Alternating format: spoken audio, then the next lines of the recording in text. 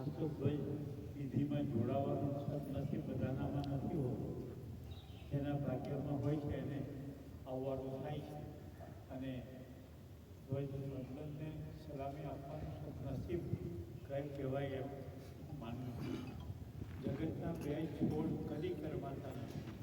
એક પ્રેમનો છોડ, બીજો વિશ્વાસનો.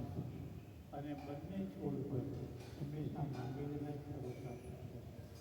પરસ્પર પ્રેમનો દિવસ, પરસ્પર વિશ્વાસનો દિવસ, પરસ્પર મળવાનો દિવસ, પરસ્પર ભેટવાનો દિવસ, પરસ્પર ગુણગાન દેશના ગુણગાન ગાવાનો દિવસ.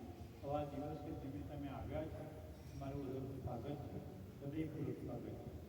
આવું જવું, ભેગા પણ આ બધી ઘટના તો ઠીક છે, પણ એમાં હાજરી બની જવી એ બહુ સદનસીબની વાત છે.